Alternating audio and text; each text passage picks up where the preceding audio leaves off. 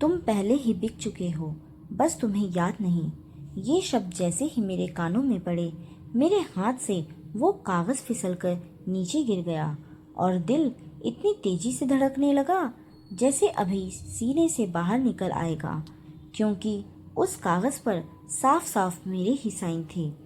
एक ऐसी डील पर जिसे करने की मैंने कभी सोची तक नहीं थी। बाहर बारिश लगातार तेज हो रही थी। शीशे पर गिरती हर बूंद जैसे मेरे अंदर के डर को और गहरा कर रही थी। और सामने बैठा वो आदमी काले सूट में अजीब सी ठंडी मुस्कान के साथ मुझे ऐसे देख रहा था जैसे वो मेरे बारे में सब कुछ जानता हो, मुझसे भी ज्यादा।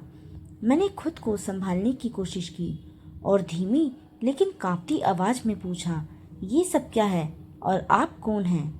वो हल्का सा हंसा, जैसे मेरा सवाल उसके लिए बहुत छोटा हो, और बोला, नाम जानकर क्या करोगे? असली सवाल ये है कि तुम खुद को कितना जानते हो।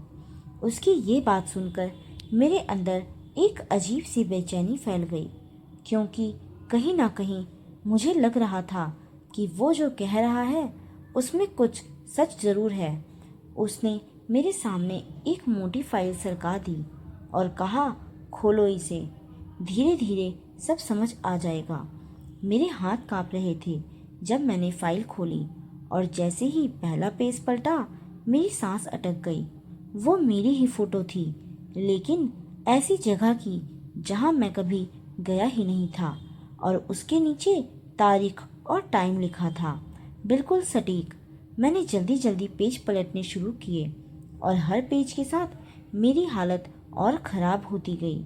मेरी हर कॉल डिटेल, हर मैसेज, हर ईमेल, हर लोकेशन, यहाँ तक कि वो बातें भी जो मैंने सिर्फ अपने दिमाग में सोची थी, जैसे किसी ने उन्हें भी पढ़ लिया हो और यहाँ लिख दिया हो। ये सब कैसे पॉसिबल है? मैंने लगभग फुसफुसाते हुए कहा, लेकिन वो आदमी बिल्कुल शांत था, जैसे उसे मेरे हर रिएक्शन का पहले से अंदाजा हो। तुम्हें नौकरी से क्यों निकाला गया था, याद है? उसने अचानक पूछा, और मैं कुछ सेकंड के लिए चुप हो गया, क्योंकि मुझे सिर्फ इतना याद था कि कंपनी में अचानक घाटा हुआ था और ब्लेम मेरे ऊपर आ गया था। वो एक्सीडेंट नहीं था, उसने मेरी बात पूरी होने से पहले ही कहा। वो शुरुआत थी। मेरे दिमाग में जैसे कुछ टूटने लगा, क्योंकि उस दिन के बाद से मेरी जिंदगी सच में धीरे धीरे बिखरती चली गई। दोस्त दूर हो गए, परिवार का भरोसा कम हो गया, और मैं खुद से ही अनजान सा हो गया। लेकिन क्यों? मैंने इस बार जोर से पूछा, मेरे साथ ही क्यों? वो थोड़ा आगे झुका, उसकी आंखें और भी ठंडी हो गई, और उसने धीरे से कहा, क्योंकि तुम चुने गए थे, या यूं कहो तुम्हें चुना गया था, बिना तुम्हारी मर्जी के। मेरे शरीर में सिहरन दौड़ गई। किस लिए? वो कुछ पल चुप रहा, जैसे सोच रहा हो कि मुझे कितना बताना चाहिए। फिर उसने मेरी तरफ एक छोटा सा डिवाइस बढ़ाया, काले रंग का, बिल्कुल फ़ोन जैसा, लेकिन बिना किसी ब्रांड के, और बोला, इसमें तुम्हारे सारे जवाब हैं, लेकिन याद रखना, हर जवाब के साथ एक सच मिलेगा, और हर सच तुम्हें थोड़ा थोड़ा तोड़ेगा। मैंने डरते हुए वो डिवाइस हाथ में लिया। स्क्रीन अपने आप ऑन हो गई, और उस पर सिर्फ एक लाइन लिखी थी, वेलकम बैक आदित्य। मेरा दिल एक पल के लिए रुक सा गया। बैक मतलब? मैंने घबराकर पूछा, लेकिन इस बार वो आदमी खड़ा हो चुका था। मतलब ये कि तुम इस खेल में नए नहीं हो, उसने दरवाजा खोलते हुए कहा। तुम पहले भी इसे खेल चुके हो और हार चुके हो। ये सुनते ही मेरे पैरों तले जमीन खिसक गई। ये झूठ है, मुझे कुछ याद क्यों नहीं? वो मुस्कुराया, लेकिन इस बार उसकी मुस्कान में एक अजीब सी चेतावनी थी, क्योंकि यादें भी इस खेल का हिस्सा होती हैं, और कभी कभी जीतने के लिए तुम्हें अपनी ही जिंदगी भूलनी पड़ती है। इतना कहकर वो गाड़ी से उतर गया, मुझे अंदर अकेला छोड़कर। बारिश अभी भी उतनी ही तेज थी, लेकिन अब मेरे अंदर जो डर था वो उससे कहीं ज़्यादा खतरनाक था, क्योंकि अब सवाल सिर्फ ये नहीं था कि ये खेल क्या है, बल्कि ये था कि अगर मैं पहले ही इसे खेल चुका हूँ तो आखिर मैंने खोया क्या था और इस बार मुझे खोना क्या पड़ेगा।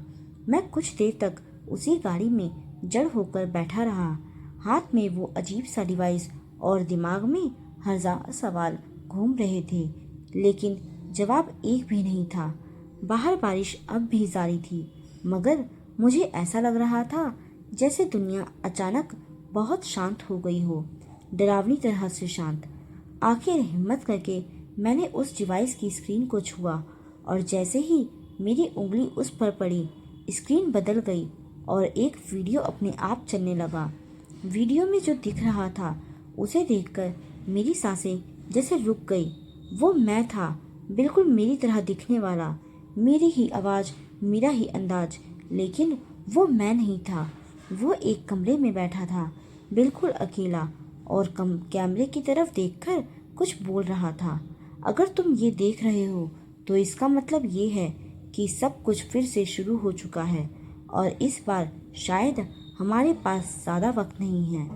मेरा दिल तेजी से धड़कने लगा, क्योंकि उसके चेहरे पर जो डर था वो नकली नहीं हो सकता था। उसने आगे कहा, मुझे नहीं पता उन्होंने हमारे साथ क्या किया है, लेकिन एक बात पक्की है, हमने ये सौदा अपनी मर्जी से नहीं किया, हमें मजबूर किया गया था, या शायद हमें मैनिपुलेट किया गया। मैंने घबराकर वीडियो को रोकने की कोशिश की, लेकिन स्क्रीन फ्रीज हो गई थी और उसी समय पीछे से एक हल्की सी आवाज़ आई, जैसे कोई गाड़ी के पास खड़ा हो। मैं तेजी से पलटा, लेकिन बाहर सिर्फ बारिश थी और खाली सड़क। वापस स्क्रीन की तरफ देखा तो वीडियो फिर से चल पड़ा, जैसे कुछ हुआ ही ना हो। अगर तुम सच जानना चाहते हो तो वीडियो में मैं फिर बोला, तो सबसे पहले उस जगह जाओ जहाँ ये सब शुरू हुआ था, sector 17, block C, room number 306। मेरा दिमाग जैसे सुन हो गया, क्योंकि ये वही जगह थी जहाँ मेरी पुरानी नौकरी का ऑफिस था, वही जगह जहाँ से मेरी ज़िंदगी अचानक बदल गई थी। और हाँ, वीडियो में उसने आखिरी बार मेरी तरफ देखा। उसकी आंखों में एक अजीब सी बेचैनी थी। किसी पर भरोसा मत करना, यहाँ तक कि खुद पर भी नहीं। इतना कहते ही वीडियो अचानक बंद हो गया और स्क्रीन पर सिर्फ एक लाल रंग की लाइन चमकने लगी, टाइम रिमेनिंग 72 घंटे। मेरे हाथ ठंडे पड़ गए। ये क्या है? मैंने खुद से बुदबुदाया, लेकिन जवाब देने वाला कोई नहीं था। तभी अचानक मेरा फ़ोन बज उठा, एक अननोन नंबर। मैंने हिचकिचाते हुए कॉल उठाई। हेलो। कुछ सेकंड तक सिर्फ खामोशी रही, फिर एक धीमी भारी आवाज़ आई, तो तुमने पहला कदम उठा ही लिया। मेरा गला सूख गया। कौन हो तुम? वो हल्का सा हंसा, वो जिसने तुम्हें ये खेल खेलने पर मजबूर किया, या यूं कहो वो जो हर बार जीतता है। मेरे शरीर में सिहरन दौड़ गई। मुझे इसमें नहीं रहना, मुझे बाहर निकलना है। कुछ पल के लिए चुप्पी छा गई। फिर उसने ठंडी आवाज़ में कहा, बाहर निकालने का एक ही तरीका है, जीतना। और याद रखना, इस बार दाव सिर्फ तुम्हारी ज़िंदगी नहीं है। मेरा दिल जोर से धड़कने लगा। तो क्या है? उसने धीरे से कहा, इस बार दाव पर वो सब है जो तुम खो चुके हो और जो तुम्हें अभी तक याद भी नहीं। कॉल अचानक कट गई। मैं कुछ सेकंड तक फ़ोन को देखता रहा, फिर मेरी नज़र फिर से उस डिवाइस पर गई। 72 घंटे, सिर्फ 72 घंटे थे मेरे पास सच जानने के लिए, या सब कुछ हमेशा के लिए खो देने के लिए। मैंने खिड़की के बाहर देखा। बारिश अब थोड़ी धीमी हो चुकी थी, लेकिन अंदर जो तूफान उठ रहा था वो अब रुकने वाला नहीं था, क्योंकि अब मुझे उस जगह जाना ही था जहाँ से ये सब शुरू हुआ था, sector 17, block C, room number 306। और शायद वही मुझे पता चलेगा कि मैं कौन हूँ और वो मैं कौन है जो पहले ही ये खेल हार चुका है। मैंने ज़्यादा सोचा नहीं, शायद सोचता तो जाता ही नहीं। गाड़ी से उतरकर मैंने सीधे बाइक उठाई और बारिश से भीगी सड़कों को चीरता हुआ सेक्टर 17 की तरफ निकल पड़ा, क्योंकि अब मेरे पास खोने के लिए कुछ बचा ही नहीं था। लेकिन अंदर कहीं एक डर लगातार मुझे रोकने की कोशिश कर रहा था, जैसे मैं किसी ऐसी जगह जा रहा हूँ जहाँ से वापस आना आसान नहीं होगा। लगभग आधे घंटे बाद मैं उस बिल्डिंग के सामने खड़ा था, वही पुराना ऑफिस जहाँ कभी मैं रोज आता था, लेकिन आज वो पूरी तरह बदल चुका था। अंधेरा, सुनसान और किसी छोड़ी हुई जगह जैसा, जैसे सालों से वहाँ कोई आया ही ना हो। गेट आधा खुला हुआ था, हवा के साथ धीरे धीरे हिल रहा था और उसकी आवाज़ उस सन्नाटे में और डरावनी लग रही थी। मैंने अंदर कदम रखा और जैसे ही मेरा पैर फर्श पर पड़ा, एक अजीब सी ठंड मेरे पूरे शरीर में फैल गई, जैसे ये जगह मुझे पहचान रही हो या शायद मेरा इंतज़ार कर रही हो। रिसेप्शन एरिया पूरी तरह बिखरा हुआ था, टूटे हुए फर्नीचर, धूल से ढकी मेजें और दीवारों पर कुछ अजीब से निशान जो पहले कभी नहीं थे। ये वही जगह है, मैंने खुद से पूछा, लेकिन जवाब देने वाला कोई नहीं था। तभी मेरे हाथ में पकड़ा वो डिवाइस हल्का सा वाइब्रेट हुआ और स्क्रीन पर एक नया मैसेज उभरा, welcome back to the beginning. मेरा दिल एक पल के लिए रुक सा गया, लेकिन मैंने खुद को संभाला और धीरे धीरे सीढ़ियों की तरफ बढ़ा, क्योंकि रूम 306 तीसरी मंजिल पर था। हर कदम के साथ ऐसा लग रहा था जैसे कोई मेरे पीछे पीछे चल रहा हो, लेकिन जब भी मैं पलटकर देखता, वहाँ सिर्फ खाली सीढ़ियाँ होती। तीसरी मंजिल पर पहुँचते ही माहौल और भारी हो गया। गलियारा लंबा और अंधेरा था, टिमटिमाती लाइट्स और हर तरफ सन्नाटा। कमरे के नंबर धुंधले हो चुके थे, लेकिन किसी तरह मैं 306 के सामने पहुंच गया। दरवाज़ा बंद था, लेकिन जैसे ही मैंने हैंडल को छुआ, वो अपने आप धीरे धीरे खुल गया, जैसे किसी ने अंदर से उसे मेरे लिए खोला हो। मेरा गला सूख गया, लेकिन मैं फिर भी अंदर चला गया। कमरा पूरी तरह खाली था, बस बीच में एक कुर्सी रखी थी और उसके सामने एक कैमरा ऑन। मेरा दिल जोर जोर से धड़कने लगा, क्योंकि वही सेटअप था जो मैंने उस वीडियो में देखा था। मैं धीरे धीरे उस कुर्सी के पास गया और जैसे ही मैंने उसे छुआ, अचानक कमरे की लाइट अपने आप जल उठी, तेज चुभने वाली रोशनी। मैंने घबराकर पीछे हटना चाहा, लेकिन तभी पीछे का दरवाज़ा जोर से बंद हो गया। अब वापस जाने का रास्ता नहीं है। एक जानी पहचानी आवाज़ कमरे में गूंजी और मेरा खून जैसे जम गया, क्योंकि वो आवाज़ मेरी अपनी थी। मैंने धीरे धीरे कमरे की तरफ देखा और स्क्रीन पर जो दिख रहा था उसे देखकर मेरी सांस रुक गई। वो मैं ही था, वही कपड़े, वही चेहरा, लेकिन वो मुस्कुरा रहा था। आखिरकार तुम आ ही गए, उसने स्क्रीन से कहा। मुझे पता था तुम आओगे, क्योंकि मैंने ही तुम्हें यहाँ भेजा है। मेरा दिमाग सुन हो गया। ये कैसे पॉसिबल है? वो मैं हल्का सा हंसा। तुम अभी भी नहीं समझे? ये खेल किसी और ने नहीं बनाया, हमने बनाया है, खुद को बचाने के लिए। मेरे पैरों तले जमीन खिसक गई। किससे बचने के लिए? कुछ सेकंड के लिए स्क्रीन पर खामोशी छा गई, फिर उसकी मुस्कान धीरे धीरे गायब हो गई और उसकी आंखों में वही डर वापस आ गया जो मैंने पहले वीडियो में देखा था। उसने धीरे से कहा, जो हमें देख रहे हैं हर वक्त हर जगह। उसी पल कमरे की लाइट फिर से चमकने लगी और अचानक कमरे के पीछे अंधेरे में मुझे किसी के खड़े होने का एहसास हुआ। मैंने धीरे धीरे पीछे मुड़कर देखने की हिम्मत की, लेकिन जो मैंने देखा उसने मेरी पूरी दुनिया हिला दी, क्योंकि वहाँ एक नहीं कई लोग खड़े थे, सब काले कपड़ों में, और उनकी आंखों में सिर्फ मुझ पर टिकी हुई थी। मेरी सांस जैसे गले में अटक गई थी। दिल इतनी तेजी से धड़क रहा था कि लग रहा था वो लोग भी उसे सुन सकते हैं, और सामने खड़े वो सब काले कपड़ों में बिना किसी आवाज़ के बस मुझे घूर रहे थे, जैसे मैं कोई इंसान नहीं बल्कि एक एक्सपेरिमेंट हूँ। मैंने हिम्मत करके एक कदम पीछे लिया, लेकिन तभी मेरे हाथ में पकड़ा वो डिवाइस तेजी से वाइब्रेट करने लगा और स्क्रीन पर अपने आप ऑन होकर लाल रंग में चमकने लगी। टास्क एक इनिशिएटेड। मेरे पूरे शरीर में सिहरन दौड़ गई। ये क्या है? मैं खुद से ही बुदबुदाया, लेकिन जवाब देने के लिए अचानक वही जानी पहचानी आवाज कमरे में गूंज उठी। मेरी अपनी आवाज, घबराओ मत, ये बस शुरुआत है।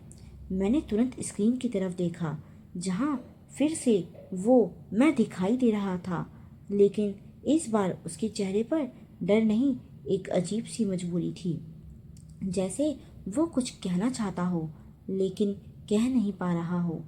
अगर तुम ये देख रहे हो तो इसका मतलब है कि उन्होंने तुम्हें पहला टास्क दे दिया है और तुम्हारे पास इसे पूरा करने के अलावा कोई ऑप्शन नहीं है, उसने धीरे धीरे कहा।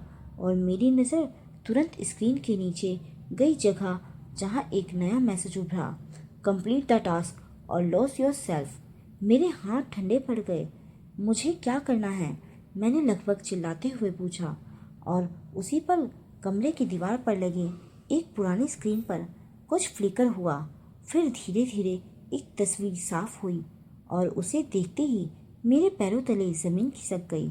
वो मेरी माँ की तस्वीर थी। नहीं, मेरे मुंह से खुद पे खुद निकला। और तभी उसी स्क्रीन पर एक और नई लाइन उभरी, लोकेशन सेंट।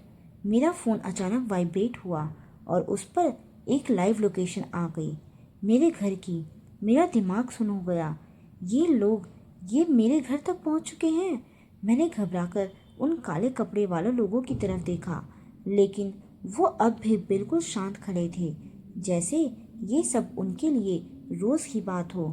तभी मैं उसकी आवाज़ गूंजी, तुम्हारे पास सिर्फ 3 घंटे हैं, और अगर तुमने ये टास्क पूरा नहीं किया तो तुम जो सबसे ज़्यादा प्यार करते हो वो हमेशा के लिए खो दोगे। मेरी आंखों के सामने अंधेरा छाने लगा। कैसा टास्क? मैंने कांपते हुए पूछा।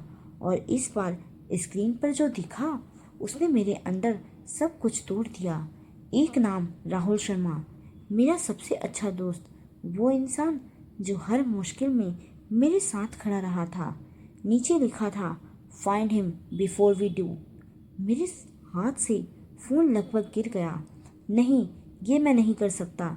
मैं पीछे हटने लगा, लेकिन तभी पीछे खड़े उन लोगों में से एक आगे बढ़ा और पहली बार उसने मुझसे बात की, ठंडी, बिना किसी इमोशन के। तुम्हारे पास चॉइस कभी थी ही नहीं। मेरा गुस्सा और डर एक साथ बाहर आने लगा। तुम लोग चाहते क्या हो मुझसे? वो कुछ सेकंड तक मुझे देखता रहा, फिर धीरे से बोला, हम सच चाहते हैं, और वो सच तुम्हारे अंदर छुपा है। मेरा दिमाग जैसे फटने वाला था।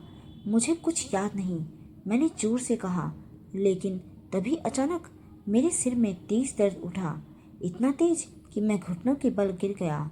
मेरे सामने सब कुछ धुंधला होने लगा और उसी धुंध में मुझे कुछ फ्लैशेस दिखने लगे। मैं, राहुल, वही ऑफिस, और एक रात जब हम दोनों किसी चीज़ से भाग रहे थे, बहुत डरे हुए, जैसे हमने कुछ ऐसा देख लिया हो जो हमें नहीं देखना चाहिए था। याद आ रहा है? वो आवाज़ फिर से गूंजी और मैंने दर्द से करहाते हुए सिर पकड़ लिया, क्योंकि वो यादें साफ होती जा रही थी और उनके साथ एक डरावना सच भी। हमने कुछ पाया था, कुछ ऐसा जो इन लोगों का था, और शायद उसी दिन हमने वो सौदा किया था, बिना समझे कि उसकी कीमत क्या होगी। मैंने धीरे धीरे सिर उठाया, आंखों में डर के साथ। अब एक चीज़ थी, सवाल नहीं बल्कि एक फैसला।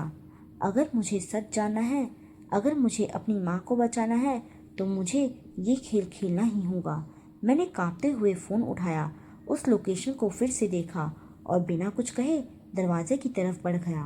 पीछे से वो आवाज़ आखिरी बार आई, याद रखना, हर कदम तुम्हें सच के करीब ले जाएगा, लेकिन हर सच तुम्हें थोड़ा थोड़ा ख़त्म भी करेगा। मैंने एक पल के लिए रुककर पीछे देखा, लेकिन अब वहाँ कोई नहीं था, ना वो लोग, ना वो स्क्रीन।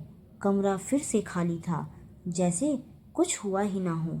लेकिन इस बार फर्क सिर्फ इतना था कि अब मैं अकेला नहीं था। अब मेरे साथ था एक डरावना सच और एक ऐसा खेल जिससे भागना अब नामुमकिन था। मैं बिना पीछे देखे उस बिल्डिंग से बाहर निकल आया, लेकिन बाहर की हवा अब भी भारी लग रही थी, जैसे वो भी मुझे चेतावनी दे रही हो कि मैं जिस रास्ते पर जा रहा हूँ वहाँ से लौटना आसान नहीं होगा। बाइक स्टार्ट करते वक्त मेरे हाथ अब भी कांप रहे थे, लेकिन दिमाग में सिर्फ एक ही नाम घूम रहा था, राहुल। अगर वो सच में खतरे में है तो मेरे पास वक्त बहुत कम है। मैंने फ़ोन में उसकी लोकेशन ट्रैक करने की कोशिश की, लेकिन नो सिग्नल बार बार स्क्रीन पर ब्लिंक हो रहा था, जैसे कोई जानबूझकर मुझे अंधेरे में रख रहा हो। तभी अचानक मुझे याद आया एक पुरानी जगह जहाँ हम दोनों अक्सर जाते थे जब भी किसी मुसीबत में होते थे। शहर के बाहर वो अधूरा पड़ा गोदाम जहाँ कोई आता जाता नहीं था। बिना समय गंवाए मैं सीधे वहीं की तरफ निकल पड़ा और रास्ते भर मेरे दिमाग में वो फ्लैशेस बार बार रिपीट हो रहे थे। मैं और राहुल भागते हुए, डरते हुए, और पीछे कुछ ऐसा जिसे मैं साफ देख नहीं पा रहा था, लेकिन महसूस कर सकता था कि वो इंसान नहीं था, या शायद इंसानों जैसा नहीं था। करीब 40 मिनट बाद मैं उस गोदाम के बाहर खड़ा था। दरवाज़ा आधा टूटा हुआ, चारों तरफ सन्नाटा, लेकिन अंदर से हल्की सी रोशनी आ रही थी। मेरा दिल जोर जोर से धड़कने लगा। राहुल, मैंने धीरे से आवाज़ लगाई, लेकिन कोई जवाब नहीं आया। मैंने हिम्मत करके कदम रखा और जैसे ही मैं थोड़ा आगे बढ़ा, मुझे किसी के चलने की आवाज़ सुनाई दी। कौन है? मैंने तेज आवाज़ में पूछा, और उसी पर अंधेरे से कोई तेजी से मेरी तरफ भागा। मैं डर के मारे पीछे हट गया, लेकिन अगले ही सेकंड वो मेरे सामने आकर रुक गया, और उसे देखते ही मेरे चेहरे पर एक साथ राहत और डर दोनों आ गए। वो राहुल था, लेकिन कुछ अलग था। उसकी सांस तेज चल रही थी, आंखें डरी हुई थी, और वो बार बार पीछे देख रहा था, जैसे कोई उसका पीछा कर रहा हो। तुम यहाँ क्या कर रहे हो? उसने लगभग मुझे पकड़ते हुए पूछा। तुझे यहाँ नहीं आना चाहिए था, मैंने गुस्से और डर के बीच कहा। मुझे यहाँ लाया गया है, और तू बता ये सब क्या चल रहा है? वो कुछ सेकंड चुप रहा, फिर धीरे धीरे पीछे हट गया, जैसे मुझसे अब भी डरा हो। उन्होंने तुझे भी ढूंढ लिया, उसने खुद से कहा, और मेरे अंदर एक अजीब सा डर फिर से जाग गया। कौन वो? मैंने पूछा। उसने मेरी आंखों में देखा, और जो जवाब उसने दिया उसने मेरे अंदर सब कुछ हिला दिया। जिनसे हम भाग रहे थे वही लोग। मेरे दिमाग में वो फ्लैश फिर से आया। हम दोनों दौड़ रहे थे, और पीछे वही काले कपड़े वाले लोग, लेकिन इस बार कुछ और ही था। कुछ ऐसा जो उनके साथ नहीं, बल्कि उनसे भी ज़्यादा खतरनाक था। राहुल, हमने ऐसा क्या किया था? मैंने कांपती आवाज़ में पूछा। वो अचानक गुस्से में आ गया। तुझे सच में कुछ याद नहीं है, या तू दिखावा कर रहा है? मैंने सिर हिलाया। मुझे सच में कुछ याद नहीं। वो कुछ देर तक मुझे घूरता रहा, फिर उसने गहरी सांस ली और धीरे से बोला, ठीक है तो सुन, उस रात हमने कुछ ऐसा ढूंढ लिया था जो हमें नहीं ढूंढना चाहिए था। एक फाइल नहीं, एक सिस्टम जिसमें लोगों की जिंदगियां स्टोर थी, उनकी यादें, उनकी पहचान, सब कुछ। मेरा दिल एक पल के लिए रुक गया। क्या मतलब? उसने कांपते हुए पूछा। मतलब ये कि वो लोग इंसानों को कंट्रोल कर सकते हैं, उनकी यादें बदल सकते हैं, उनकी ज़िंदगी रीराइट कर सकते हैं। मेरे दिमाग में जैसे सब कुछ कनेक्ट होने लगा। मेरी यादें, मेरा अतीत, वो साइन, वो वीडियो। तो मतलब, मैं बोल ही रहा था कि अचानक बाहर से किसी गाड़ी के रुकने की आवाज़ आई। राहुल का चेहरा एकदम सफ़ेद पड़ गया। वो आ गए, उसने फुसफुसाते हुए कहा। मेरे अंदर घबराहट बढ़ने लगी। कौन? उसने मेरी तरफ देखा। डर, पछतावा और एक अजीब सी सच्चाई उसकी आंखों में थी। जिनसे बचने के लिए तूने वो सौदा किया था। मेरा दिमाग सुन्न हो गया। मैंने? उसने धीरे से सिर हिलाया। हाँ तूने, लेकिन अकेले नहीं। वो एक पल के लिए रुका, फिर बोला, हम दोनों ने। मेरे हाथ कांपने लगे, लेकिन मुझे कुछ याद क्यों नहीं। उसने कड़वी मुस्कान के साथ कहा, क्योंकि डील की पहली शर्त यही थी, तुझे सब कुछ भूलना होगा ताकि तू फिर से उनका हिस्सा बन सके। बाहर कदमों की आवाज़ अब और करीब आ रही थी और मेरे पास अब सवालों के लिए वक्त नहीं था। सिर्फ एक सच्चाई सामने खड़ी थी। मैं इस खेल में फंसा नहीं था, मैंने खुद इसमें कदम रखा था और अब उससे बाहर निकलने के लिए मुझे उसी खेल को ख़त्म करना होगा। गोदाम के बाहर कदमों की आवाज़ अब साफ सुनाई दे रही थी, धीमी, स्टेडी, जैसे उन्हें कोई जल्दी नहीं थी, क्योंकि उन्हें पता था कि हम कहीं भाग नहीं सकते। राहुल ने तुरंत मेरा हाथ पकड़ा और मुझे गोदाम के पीछे की तरफ खींच लिया, जहाँ टूटी हुई दीवार के पीछे एक संकरी सी जगह थी। हम दोनों वहीं छुप गए, सांस रोके हुए, और हर गुजरते सेकंड के साथ दिल की धड़कन और तेज होती जा रही थी। अब ध्यान से सुन, राहुल ने बहुत धीमी आवाज में कहा, क्योंकि शायद ये आखिरी मौका है जब मैं तुझे सच बता सकता हूँ। मैंने उसकी तरफ देखा, उसकी आंखों में डर के साथ एक अजीब सा गिल्ट भी था। जिस सिस्टम की मैंने बात की थी, वो आगे बोला, वो कोई नॉर्मल टेक्नोलॉजी नहीं है, वो एक पूरा नेटवर्क है जहाँ हर इंसान की आइडेंटिटी, उसकी यादें, उसके डिसीजंस, सब कुछ स्टोर और कंट्रोल किया जाता है। मेरा दिमाग जैसे घूम गया। मतलब हम जो भी करते हैं वो सब? हाँ, उसने मेरी बात काटते हुए कहा, कई बार वो हमारे अपने फैसले नहीं होते। हमें ऐसा महसूस कराया जाता है कि हमने चुना है, लेकिन असल में हमें चुना जाता है। मेरे शरीर में सिहरन दौड़ गई, क्योंकि अचानक मुझे अपनी ज़िंदगी के कई ऐसे पल याद आने लगे जहाँ मैंने बिना सोचे कुछ फैसले लिए थे, जैसे किसी ने मुझे पुश किया हो। लेकिन हम वहाँ पहुँचे कैसे? मैंने पूछा। राहुल ने गहरी सांस ली। उस रात हम सिर्फ एक स्मॉल प्रोजेक्ट पर काम कर रहे थे, एक डाटाबेस, लेकिन गलती से हमने उस सिस्टम का एक्सेस खोल दिया और जो हमने अंदर देखा उसने सब कुछ बदल दिया। उसके शब्द धीरे धीरे भारी होते जा रहे थे। वहाँ हजारों नहीं, लाखों लोगों की फाइल्स थीं, उनकी पूरी जिंदगी एडिटेबल फॉर्म में, जैसे कोई गेम हो। मेरा दिल बैठ गया। तो फिर हमने क्या किया? राहुल ने मेरी आंखों में देखते हुए कहा, हमने गलती कर दी, हमने उसमें इंटरफेयर करने की कोशिश की, एक आदमी की ज़िंदगी बदलने की। मैं हैरान रह गया। क्यों? वो कड़वी हंसी हंसा, क्योंकि हमें लगा हम सही कर रहे हैं, हम किसी की मदद कर रहे हैं, लेकिन हमें नहीं पता था कि वो सिस्टम सिर्फ डाटा नहीं था, वो किसी का कंट्रोल था। उसी पल बाहर से एक दरवाज़ा जोर से बंद होने की आवाज़ आई और हम दोनों इंटेंसिवली चुप हो गए।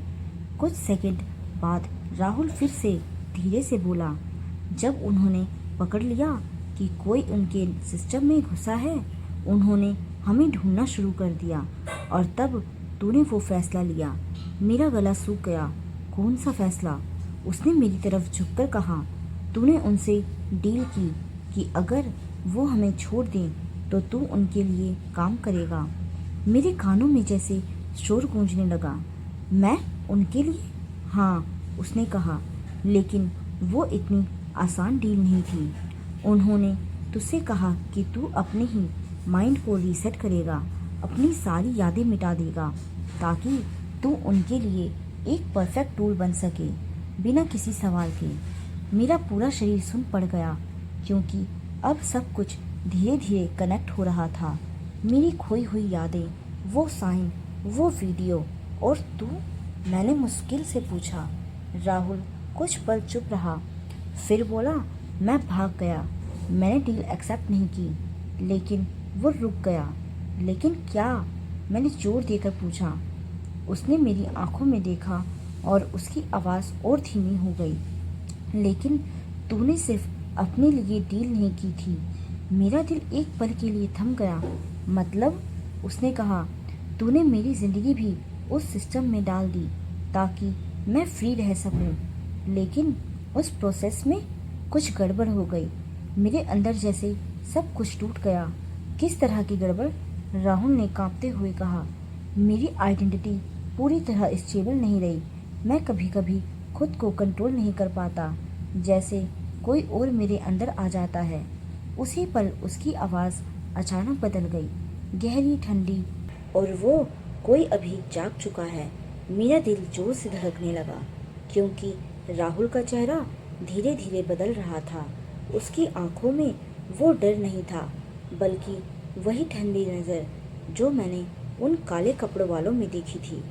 राहुल, मैंने पीछे हटते हुए कहा, लेकिन वो अब मुस्कुरा रहा था, एक अजीब डरावनी मुस्कान के साथ। बहुत देर कर दी तुमने आदित्य, उसने धीमे से कहा। हम काफ़ी समय से तुम्हारा इंतज़ार कर रहे थे। मेरे पैरों तले ज़मीन खिसक गई क्योंकि अब मुझे समझ आ गया था राहुल सिर्फ भाग नहीं रहा था, वो उनके कंट्रोल में था और शायद शुरू से ही था। बाहर खड़े लोग अब धीरे धीरे अंदर आ रहे थे और इस बार मैं अकेला था। मेरे सामने खड़ा राहुल अब वो इंसान नहीं लग रहा था जिसे मैं सालों से जानता था। उसकी आंखों में अब कोई पहचान नहीं थी, बस एक ठंडी खाली नज़र, जैसे उसके अंदर से वो चला गया हो और उसकी जगह किसी और ने ले ली हो।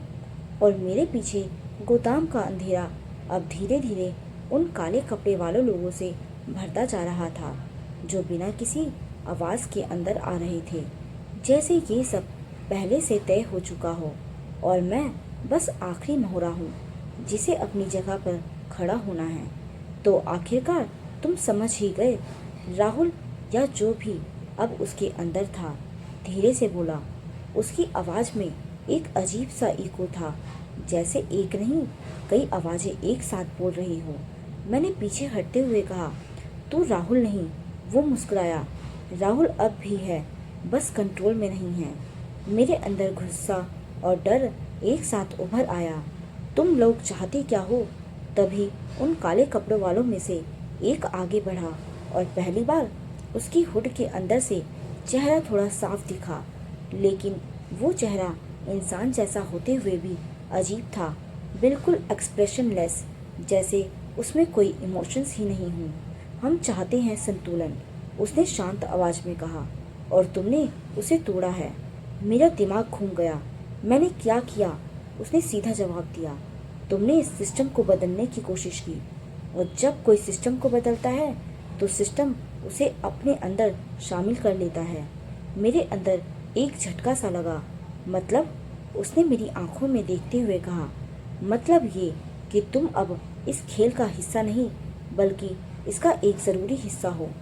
उसी पल मेरा सिर फिर से तेज दर्द से भर गया और इस बार फ्लैशेस पहले से ज़्यादा साफ थे। मैं एक कमरे में था। सामने स्क्रीन पर वही सिस्टम खुला हुआ था, हज़ारों फाइल्स, और उनमें से एक फाइल मैंने खोली थी, राहुल की, और मैंने उसमें कुछ चेंज किया था, कुछ ऐसा जो मुझे अब भी साफ याद नहीं आ रहा था। लेकिन उसके बाद सब कुछ तेजी से बिगड़ने लगा था। याद आ रहा है, राहुल के अंदर की वो आवाज़ फिर गूंजी, तुमने सिर्फ सिस्टम को नहीं बदला था, तुमने उसे तोड़ दिया था। मैं दर्द से झुक गया, लेकिन इस बार मेरे अंदर कुछ और भी जाग रहा था, डर नहीं, गुस्सा। अगर मैंने तोड़ा था तो मैं ठीक भी कर सकता हूँ, मैंने मुश्किल से कहा। कुछ सेकंड के लिए वहाँ खामोशी छा गई। फिर वो आदमी हल्का सा हंसा, यही वजह है कि तुम अब तक जिंदा हो। मेरे दिल की धड़कन रुक सी गई। मतलब? उसने धीरे धीरे मेरी तरफ कदम बढ़ाए। मतलब ये कि ये सारा खेल तुम्हें वापस यहाँ लाने के लिए था।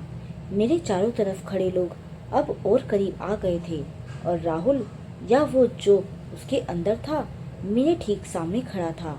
तुमने जो शुरू किया था उसे ख़त्म भी तुम्हें ही करना होगा, उसने कहा।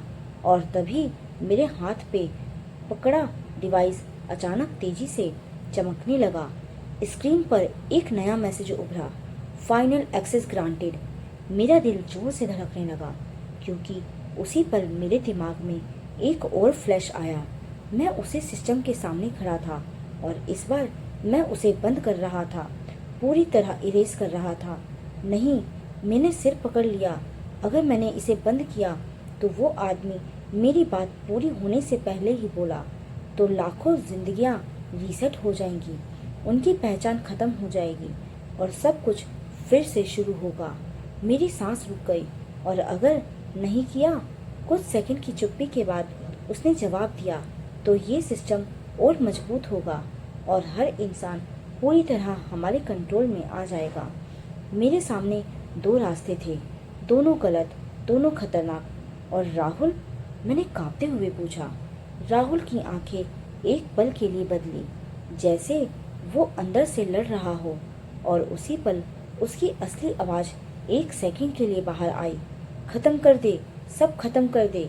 लेकिन अगले ही पल वो फिर कंट्रोल में चला गया और वो अजीब सी मुस्कान वापस आ गई। मेरे अंदर सब कुछ टूट रहा था, क्योंकि अब ये सिर्फ एक खेल नहीं था, ये फैसला था, एक ऐसा फैसला जो ना सिर्फ मेरी बल्कि अनगिनत लोगों की जिंदगी बदल सकता था।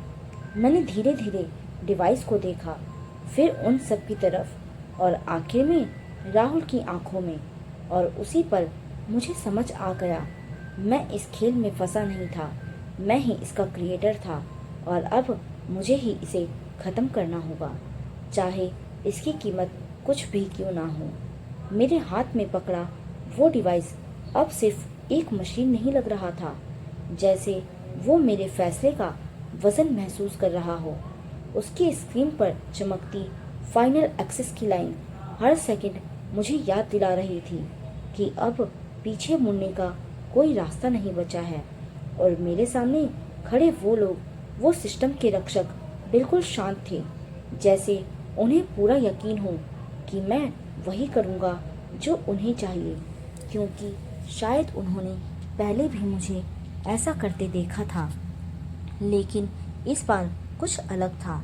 इस बार मेरे अंदर सिर्फ डर नहीं था, बल्कि एक अजीब सी क्लैरिटी थी, जैसे सारी टूटी हुई यादें अब धीरे धीरे जुड़ने लगी हूँ। मुझे वो कमरा याद आने लगा, वही सिस्टम, और मैं अकेला नहीं था। राहुल मेरे साथ था और हम दोनों उस स्क्रीन के सामने खड़े थे, जहाँ दुनिया की जिंदगियाँ एक फाइल में बंद थी। हम इसे रोक सकते थे। वो मैं था जिसने ये कहा था और राहुल ने मुझ पर भरोसा किया था। लेकिन फिर वो गलती हुई। मैंने सिस्टम को पूरी तरह बंद करने की कोशिश नहीं की, मैंने उसे रीराइट करने की कोशिश की ताकि लोगों को कंट्रोल से आज़ादी मिल सके। लेकिन उसी प्रोसेस में सिस्टम अनस्टेबल हो गया और उसने खुद को बचाने के लिए मुझे ही अपने अंदर शामिल कर लिया। तुम समझ रहे हो ना? सामने खड़े उस आदमी की आवाज़ ने मुझे वापस वर्तमान में खींच लिया। तुम्हारे बिना ये सिस्टम अधूरा है और तुम्हारे साथ ये परफेक्ट हो सकता है। मैंने उसकी तरफ देखा। परफेक्ट मतलब पूरा कंट्रोल? उसने बिना हिचकिचाए कहा, हाँ, कोई चॉइस नहीं, कोई गलती नहीं। हर इंसान वही करेगा जो उसे करना चाहिए। मेरे अंदर गुस्सा उभर आया। मतलब हर इंसान अपनी मर्जी से जीना ही भूल जाएगा?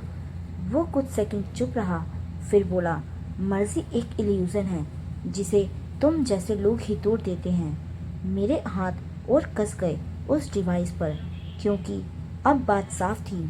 ये लोग सिस्टम को बचाना चाहते थे और मैं उसे ख़त्म करना चाहता था। लेकिन उसकी कीमत शायद सब कुछ थी। अगर मैंने इसे बंद किया, मैंने धीरे से कहा, तो क्या होगा? वो आदमी मेरी आंखों में देखते हुए बोला, तुम भी ख़त्म हो जाओगे, क्योंकि तुम अब सिस्टम का हिस्सा हो।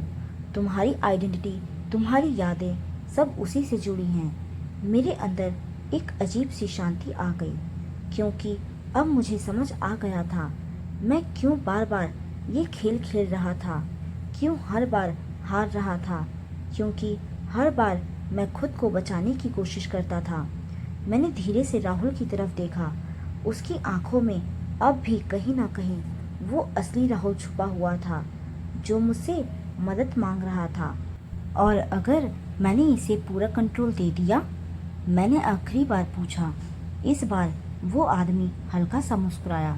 तो तुम बच जाओगे, तुम्हारा दोस्त भी, और ये दुनिया एक परफेक्ट ऑर्डर में आ जाएगी। कुछ सेकंड के लिए सब कुछ शांत हो गया, जैसे समय रुक गया हो। और उस खामोशी में मुझे अपने दिल की आवाज़ साफ सुनाई दे रही थी। मैंने डिवाइस को देखा, फिर अपनी आंखें बंद की, और उसी पल एक आखिरी मेमोरी मेरे दिमाग में आई। मैं और राहुल हंसते हुए, बिना किसी डर के, बिना किसी कंट्रोल के, बस अपनी मर्जी से जीते हुए। मैंने आंखें खोली और फैसला कर लिया।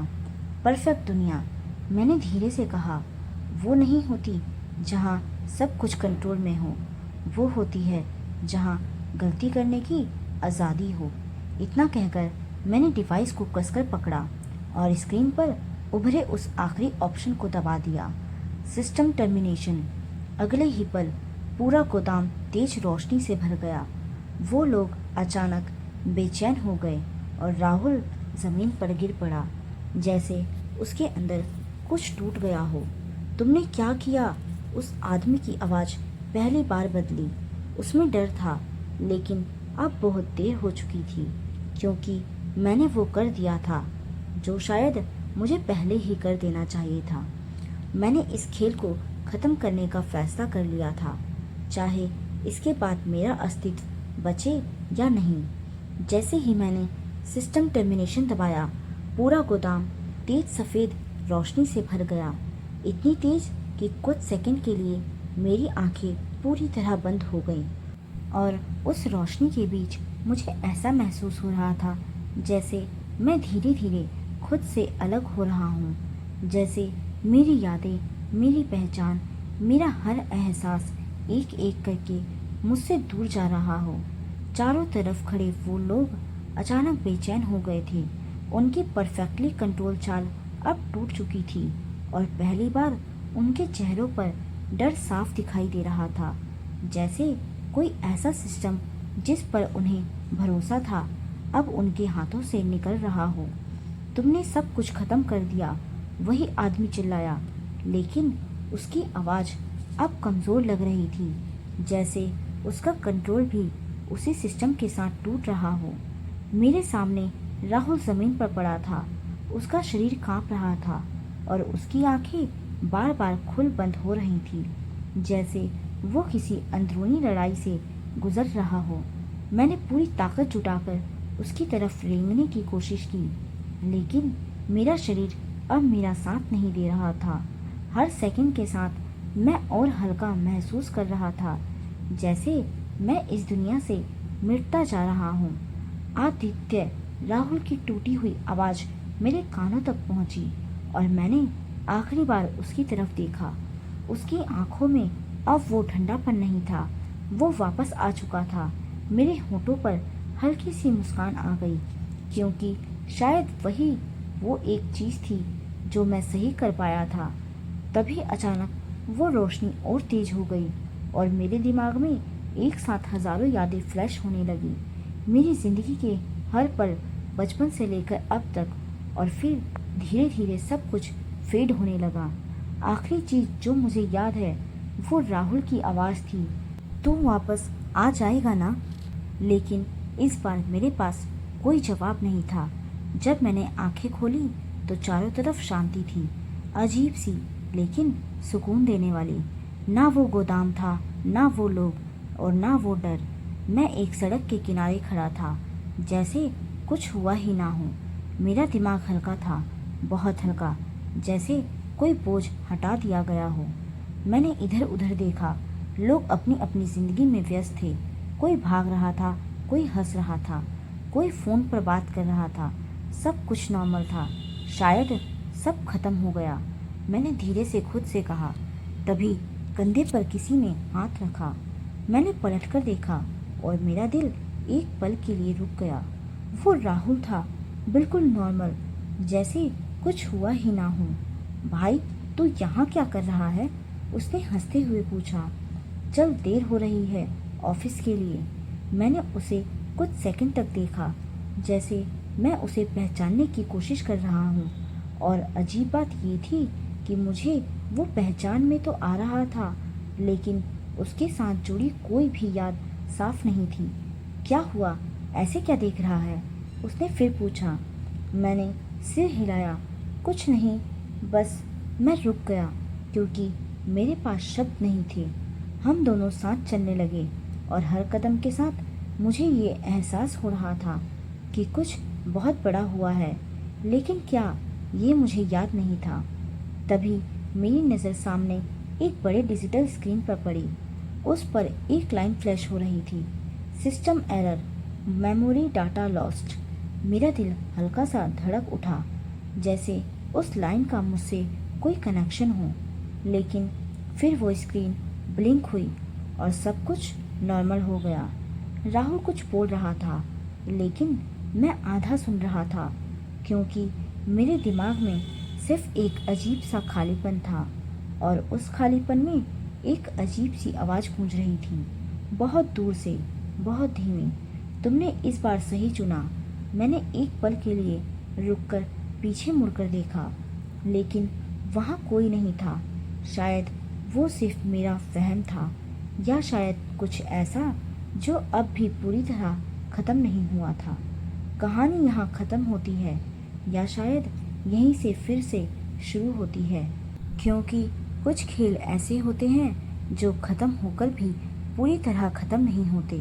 दोस्तों, इस कहानी से हमें ये सीख मिलती है कि इंसान की असली ताकत उसकी आज़ादी है, क्योंकि परफेक्ट ज़िंदगी कंट्रोल में नहीं, चॉइस में होती है।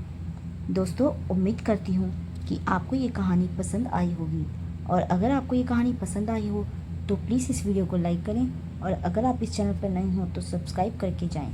अब हम मिलते हैं एक नई वीडियो में एक नई कहानी के साथ। जब तक के लिए बाय।